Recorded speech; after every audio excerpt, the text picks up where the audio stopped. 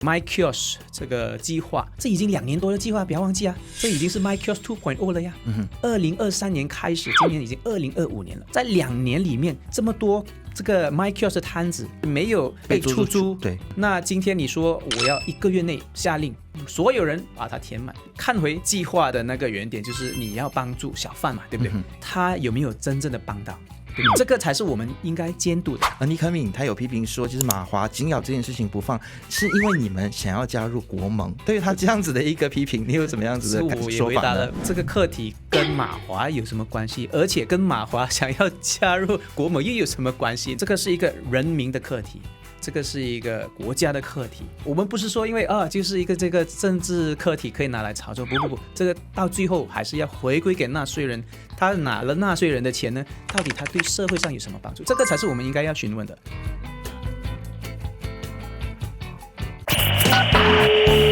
你好，欢迎收看别分财经所制作的，由别分财经所制作的。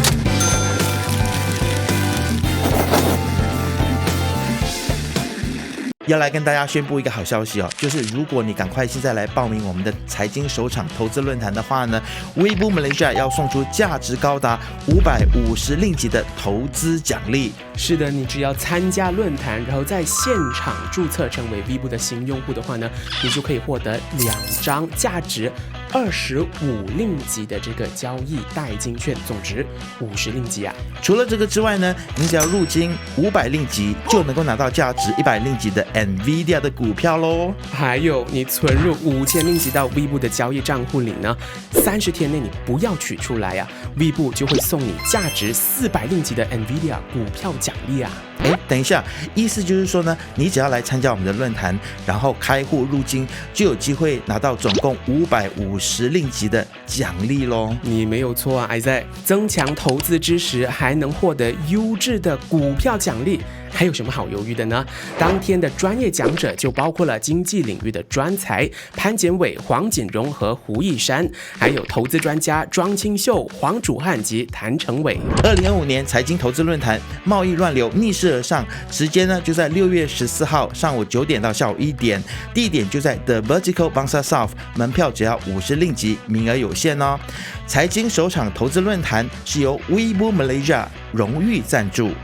欢迎再次回到我们的节目当中。你好，我是能杰。这个时候你在收看以及收听的是由 BFM 财经所制作的自由时事。那么今天呢，我们要来针对最近这个 MyKiosk 的计划，真的是被讨论到沸沸扬扬啊。那么其实这个 MyKiosk 的计划呢，它的原意是好的，它本来是为了要协助小商贩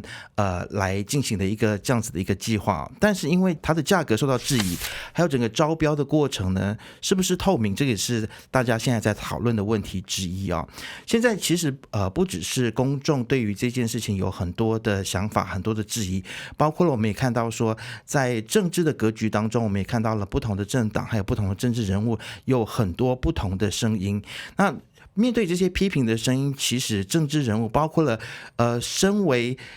主管单位的这个尼可敏呢，他将责任就归给地方政府，而且批评自媒体制造误导的讯息哦，而且还扬言要动用这个通讯法233来对付这些批评他的人。这样子的一个情况，其实我们要如何来看待？这个是不是我们国家改革应该要走的方向？这都是我们今天要来讨论的问题哦。那么另外呢，其实今天我们请到的这位来宾呢，他是来自马华的代表，我们也要来请教他的问题，包括了说现在马华在整个团结政府里头，他的一个身份，或者是他这样子的一个情况，是不是让人家觉得说他是被制度性的边缘化呢？还是说其实他们正在很努力的在改革的过程当中，希望大家可以看到他们在监督政府的部分，其实也做出了他们跟过去比较不一样的一些风格跟做法啊。今天我们欢迎马华工会的马青宣传局的主任，那么他其实也是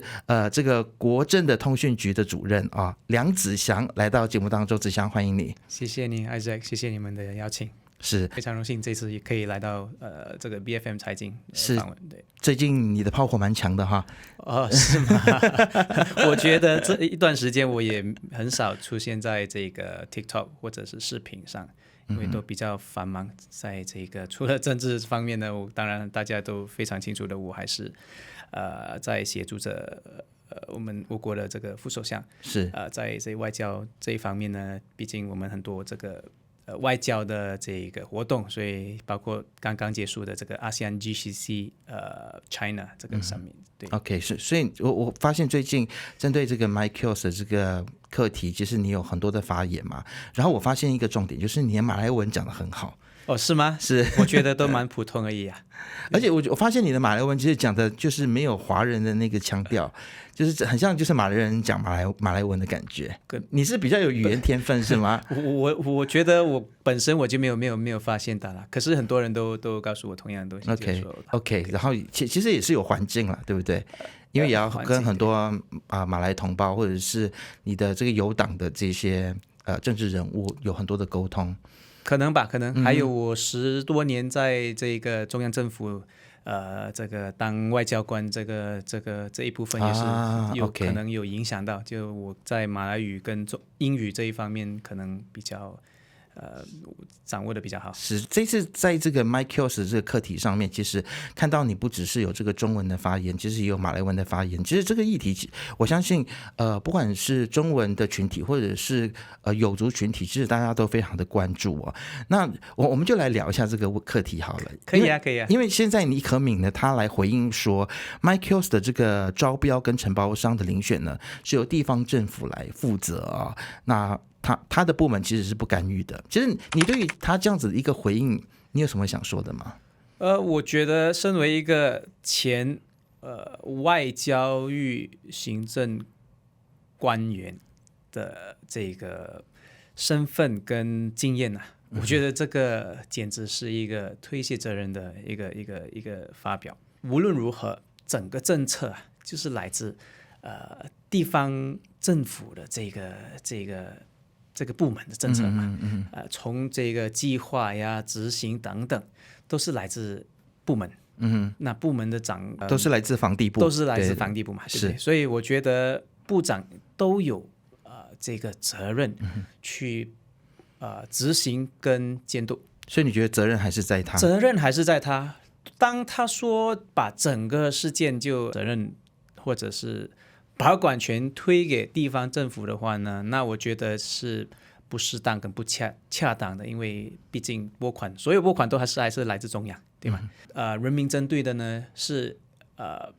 有2样重点就是价格，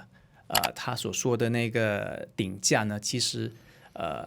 都比这个市价或者是造价呢高了1倍，就是双倍。通常大家看到可以买到的可能是7、8千，导致成现在的这个顶价是2万5。那其实在这一方面就有，当然我们通过他们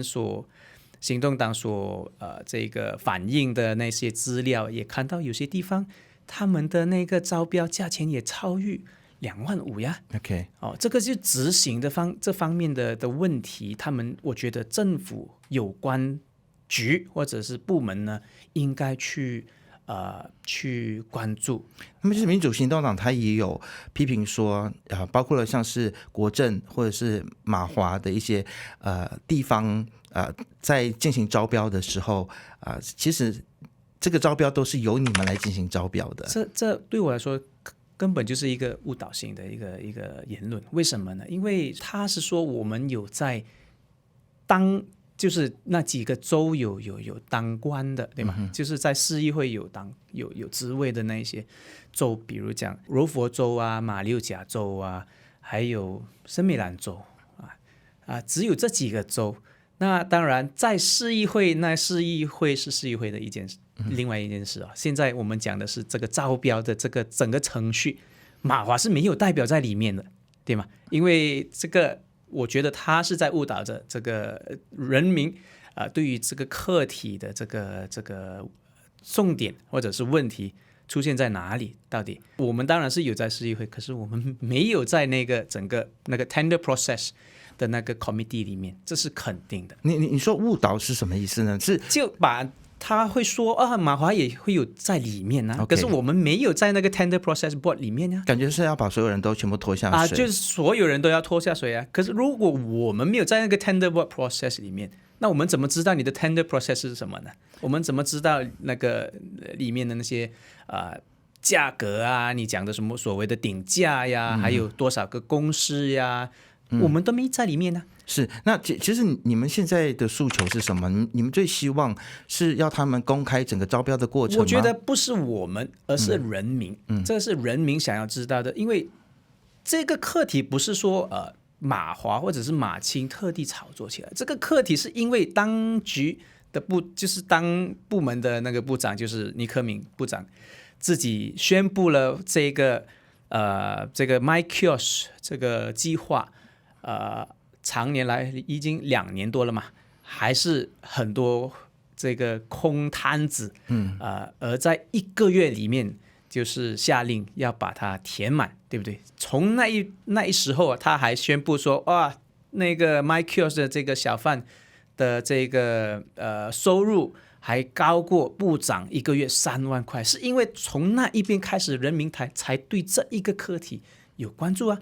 那当然，身为一个政党，身为一个社会工作者或者是政治工作者也好，我们当然需要关注这一个课题啊。因为如果有此事，就是说政府花了2亿多的这个公共的这个 public fund， 就是做一个 project， 就是 MyKios 这个计划，反而就很多没有被 fully utilize， 就是很多空摊子的话，那这个2亿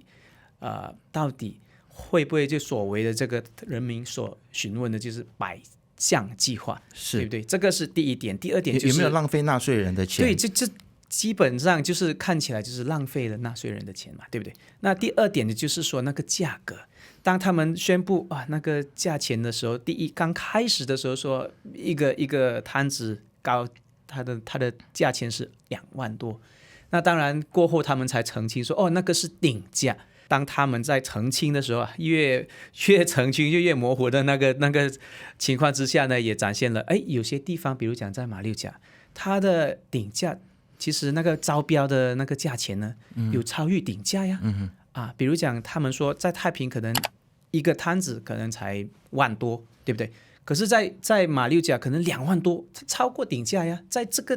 程序里面，到底谁去监督，谁去管理，谁去 approve 整个这个 tender process？ 好，你应该说越澄清越模糊啊。你觉得他们应该要怎么澄清？你觉得最好的澄清是最好的什么样的模式？澄清呢，就是以行动来展现。我觉得他们也没必要澄清，因为事实上的确价钱已经高了呀。第二，的确很多摊子还是空着呀，对不对？如果不然，如何部长会在那一时候就几个星期前呢，下令说1个月要把整个那个计划呢，就是把它填满。这已经2年多的计划，不要忘记啊，这已经是 MyKios 2.0 了呀。2023年开始，今年已经2025年了，在2年里面，这么多这个 MyKios 的摊子都没有 fully utilize， 就是没有被出租，对吗？那今天你说我要1个月内下令所有人把它填满，那这个是否走回原点，就是看回计划的那个原点，就是你要帮助小贩嘛，对不对？那你做了2年，你花了大概就是2亿多的那个零级的这个拨款，到底他有没有真正的帮到？对不对？这个才是我们应该监督的。我们不是说因为就是一个这个政治课题可以拿来炒作，不，这个到最后还是要回归给纳税人。他拿了纳税人的钱呢，到底他对社会上有什么帮助？这个才是我们应该要询问的，对不对？要给人民一个交代啦，而且要给人民一个交代。对，那如果能够在1个月租出去的话，那为什么过去2年的时间没有租出去？为什么可以在1个月的时间租出去？这个也是令大家会有很多的疑问的。对，另外就是说，我们看到很多的 TikTok 或是自媒体人在批评这件事情，或者是有一些的自媒体人去拍这些被闲置没有租出去的这一些的 MyKios 的这些摊位，然后现在尼可敏他有说针对这些散布谣言的人，要用通讯法233来对付造谣的自媒体人但是过去一直以来，其实西蒙他们是主张在选前是主张要废除恶法、废除通讯233的你认为你会怎么样来评价这件事情呢？就是他现在要用通讯法233去来对付这些自媒体人。一句话，自打嘴巴，对吗？在这一点呢，当初也是西蒙，也是行动党一直在捍卫这个言论自由这些新闻自由等等的这个可以说是宣言吧，他们的政治宣言吧。那到今天当了执政的过后，当了政府过后，反而他们无法删除他们当年所定下的承诺，反而还要我可以说是简直是滥用这个法令来面对政治压力。在这一个课题上，对我来说呢，我没有看到任何谣言或者是任何诽谤的这个角度或者是观点。为什么呢？因为我们所提出的都是实际上有出现这个问题、这个矛盾的这个议题嘛，对不对？也很清楚，在这1-2个星期内，很多人很多网民通过自己的地方那些这个 MyKios 也有拍下了视频也好呀，照片也好，也可以看到很多地方真的是有就是空位，很多空位，而且还是有些地方还放在厕所前面呀、路边这些位置也很大疑问的这个政策，对吗？所以很多人都在反问回，这个政策到底是怎么样去实行的？到底地方政府这个房屋部通过地方政府到底有什么策略来帮助这一些小贩来提高他们所谓的想要提高这个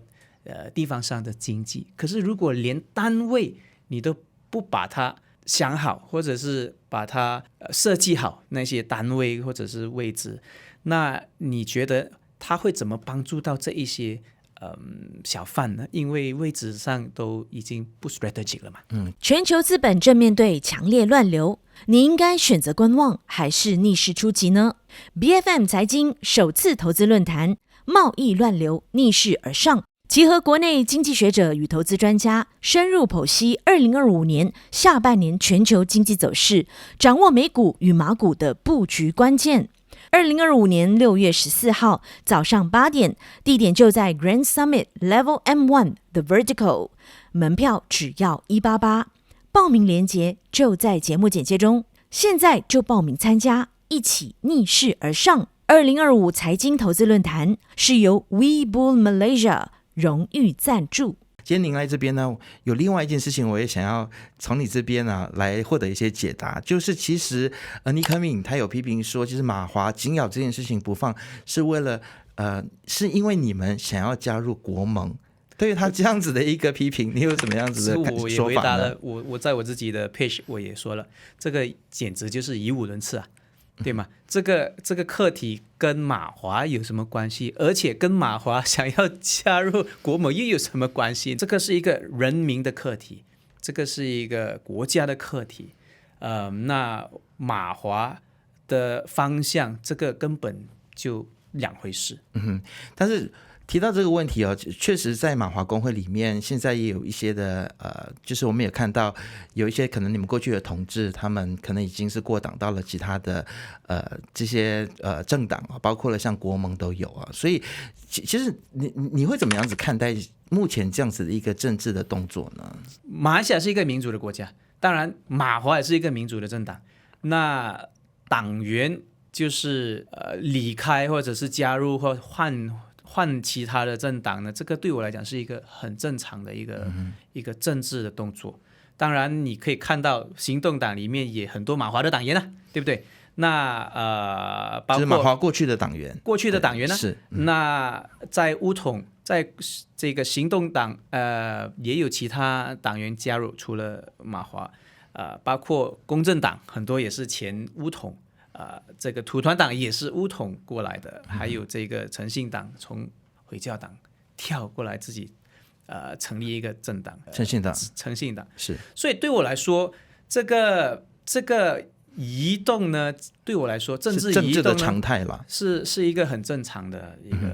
一个动作。OK， 好，可能有些朋友他们会认为说，现在马华在团结政府里面的角色会不会略显尴尬一些，或者是会提出质疑说，会不会马华已经在团结政府里面被系统性的边缘化了啊？你觉得有吗？你们有被边缘化吗？这个我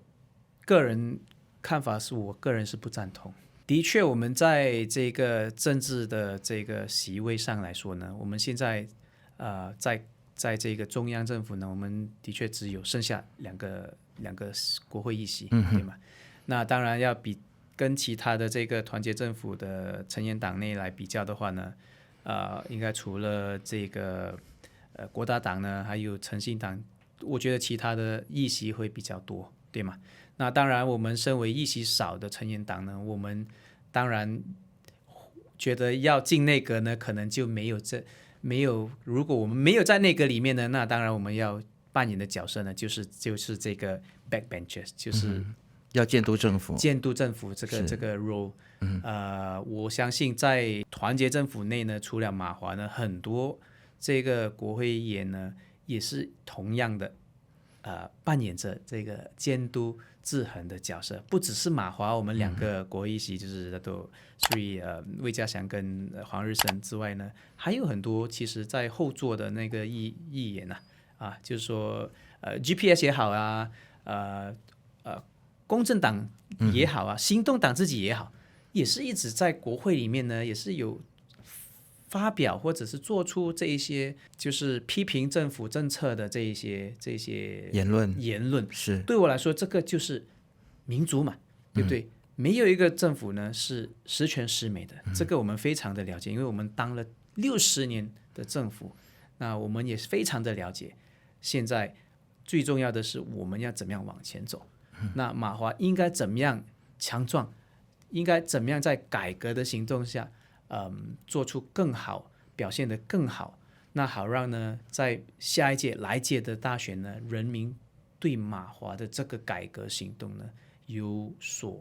就是有信心跟会。在下一届大选的时候再给你们机会，可以给我们机会，这个对我来讲是非常重要。好，其实你提到说马华要如何向前走啊，因为过去一直以来，其实大家可能对于马华的印象就会觉得说是老人政党，但是今天其实我们也看到，包括马华其实有很多年轻的新的面孔啊。那其实你会怎么样子去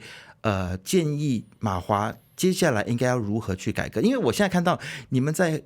包括了社交媒体上面，你们的影片也好，或者是你们的一些监督政府的方式以及策略，其实跟过去也有很大的不一样。是，的确，这个也是马华担任的总会长，一开始呢就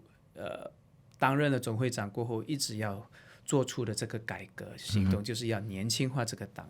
我不能否认马华那么多年来已经是一个很有历史性的一个政党，可是不代表呢我们不能 transform 或者是改进，以年代都已经改了嘛，那当然我们需要长一点的时间。为什么呢？因为这个政党已经有多年的历史，有多年的这个系统啊，你要改一个系统的确是不容易。其实身为马华的新一代，你觉得在改革的这件事情上面，你觉得比较挑战的有哪一些方面呢？作风作为，因为呢你看年代都已经改了嘛，现在我们已经是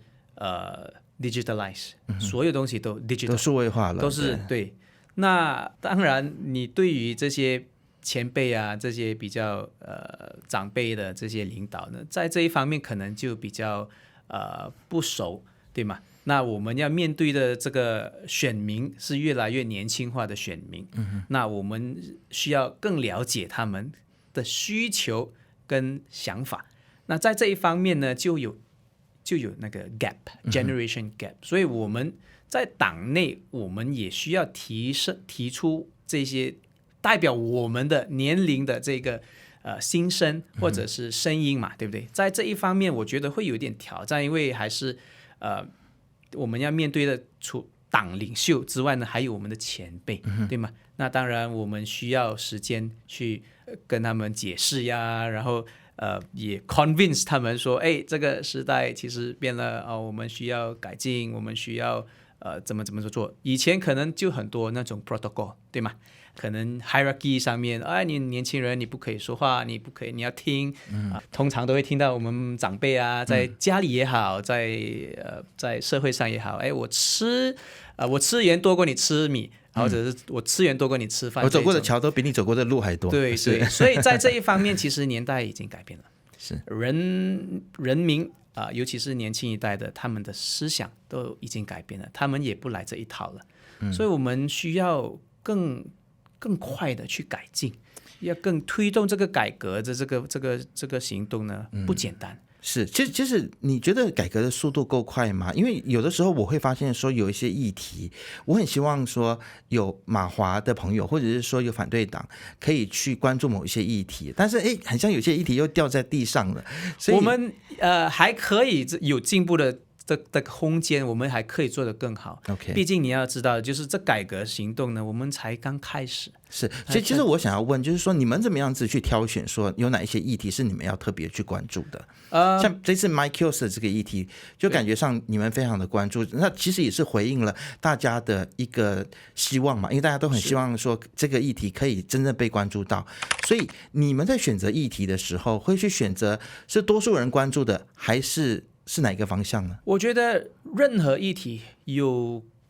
关系到人民跟国家的这个利益的话呢，我们都会尽量的去发表，我们都会尽量的去跟进，因为这个就是我们身为政党需要做，或者是政治工作者需要做的工作。所以我们当然在党内这些年轻一代，尤其是在马青里面，我们都有不同的这个背景的这个领袖或者是党员，所以大家都应用各有各的这个优势跟 expertise，那去看待每个课题，所以大家在自己熟悉的课题先打造起来，就是说比如讲有些地方的领袖就在他地方上，他自己的州有关系到这个人民有损害人民的这个课题利益的课题呢，就发表呀。我觉得现在我们所看到的这马华呢，现在比可能之前呢更开放，就是说所有的党领袖现在非常鼓励我们年轻的就是马青的这个领袖呢去发言发表，也不需要通过领导的那一些授权啊，这个你不可以讲啊，那个你不可以讲，这个所以你的意思是说马华现在已经变得更加的开放，更加的给年轻人空间去发声。好，那所以我就要来问你这个问题，关于赵明福的这个案件因为现在连民政党都公开声援了请问马华的立场是什么？这个在这么多年来尤其是一开始的时候呢，行动党尤其是跟西蒙，当他们在野党的时候呢，做出了种种的这个承诺，坚持就是想要声援啊，替赵明福的家人啊，找到真相，找到真相啊，等等。那我还记得以前那时候，马华也是当然是国政的成员党之一，还在执政的时候，他们就已经炒作这个课题。我们也非常之清楚的，就是说，它还是一个 process，直到现在，当这个整个 investigation 的那个process 已经 concluded，也刚好就现在他们执政的时候，反而跟当年所说的 no further action， 对吗？就是这个 case 就没有疑点，没有任何更疑点的话，那我觉得马华现在需要扮演的角色，这个课题一直以来，所以你的意思不是我们在炒作的课题嘛， okay， 对不对？所以你的意思就是说，马华也认同说这件事情应该来到一个结尾，一个结束了，不应该再继续炒作的。如果有任何的疑点的话呢，当然我们也希望，所以有疑点的话，你们会认为说要继续彻查。当然呢，如果是有疑点的话，那当然我们一定要追问下去，对吗？可是那么多年来，他们的这个就是调查的结果还是一样。那当初你可以说啊，马华没有争取，没有去为这个问题或者是赵明福的这个课题呢发言或者是努力。那今天你们已经执政了，你们也有所有的资料，我相信你们如果行动党要所有的 report 报告呢，他们都可以得到的，因为他们是执政党。他们也非常清楚呀，如果他们都静静没有发表的话呢，也代表他们认同跟赞同这个 investigation 的这个结果，对吗？所以结果 this is the process that we must respect the process。这个是以我们所说的 rule of law， 对吗？we are not above the law， 对不对？可是以前他们所说的那个他们自己要承担下去，就是他要跟赵明福的家人解释交代这个跟马华根本都没有关系的。好，你提到说其实民主行动党要承担，但是现在在社会上面有很多对于行动党的期待是希望他们可以在很多的议题当中为华社更多的来发声但是现在大家可能会批评说他们是进进党，你对于一般民众对于行动党批评他们是进进党，你的想法是什么？你觉得他们是进进党吗？也有人说他们是马华 2.0。 我就不想要把行动党跟马华来做个比较。大家都毕竟走的路线政治的这个 ideology 或者是方向都不同。的确我认同这一点，因为很多课题他们都无法去解释，包括 MyKios。 当我们提出疑问或者是提出这个议题的时候，他们只会咬定就是马华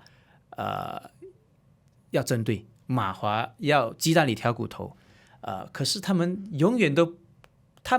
都会把那些错误呢指向马华或者是别人，永远都不是他们的错。对我的角度，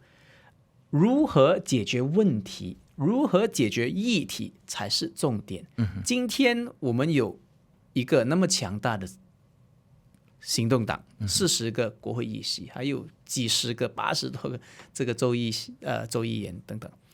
每当华人或者是人民遇到问题，或者是在政策上遇到艰难困难的时候，他们如何去解决，这个才是重点。如果他们连发表权都不给的话呢，那你可以想象他们怎么样去解决。连批评权都不给的话呢，那我觉得